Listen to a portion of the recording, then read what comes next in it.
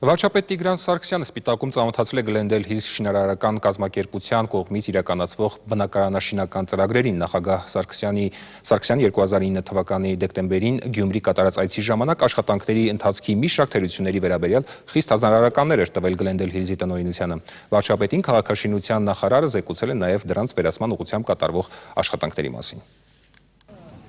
88 երկրաշարժին պետական բնակարանային ֆոնդից բնակարաններ կորցրած անօթևան ընտանիքների համար Սպիտակում Glendale Hills շինարարական կազմակերպությունը թվով 220 անհատական տներ է կառուցում։ Շինարարությունը սկսվել է անցյալ տարվա օգոստոսին։ Նախագահ Սերժ Սարգսյանի վերջին այցից հետո Գյումրիում եւ Սպիտակում լրացուցիչ հանձնարարականներ տրվեցին։ Բնակարաններում ջեռուցում, գազიფիկացում անցկացնելու եւ սանհանգույցները սալիկապատելու վերաբերյալ։ Պատասխանատուները վստահեցնում են, որ թերությունները, որոնք հիմնականում կապված էին ներքին հարդարման աշխատանքների հետ, շտկված են։ Ունենք 1-2 արդեն նախնական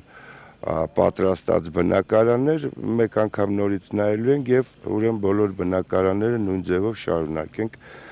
մինչեւ մայիսի վերջ կամ հունիս ամսվա ընթացքում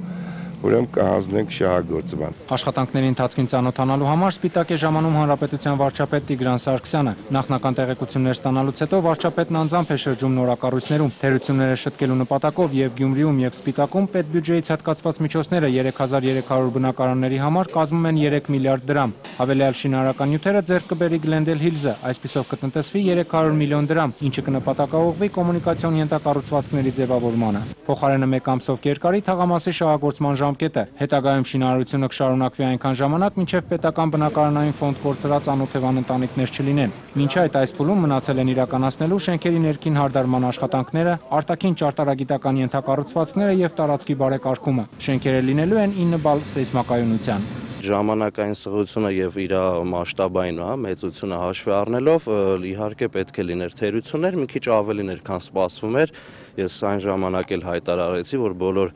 թերությունները անպայման վերացվելու են եւ նոր հանձնվելու են։ Հիմա այդ բոլոր աշխատանքները ընթանում են ու կոնկրետ Սպիտակի մասով ասեմ, որ ինքը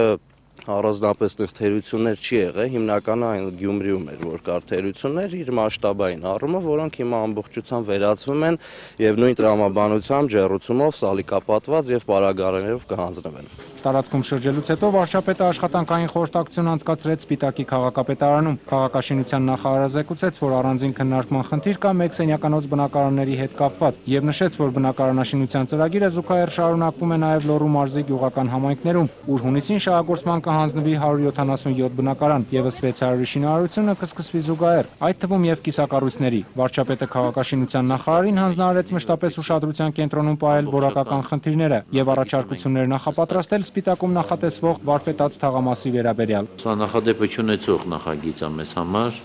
եւ ճիշտ կլինի, որ մենք քաղաքապետարանի հետ միասին քաղաքաշինության նախարարությունը այդ պրոյեկտը հաստատի։ Ազգային մրցունակության խորհրդին ես կհանձնարարեմ, տնօրենը ձեզ հետ կապի մեջ լինի, որպեսզի ամբողջական նախագիծը մենք հստակ ի սկզբանե ունենանք։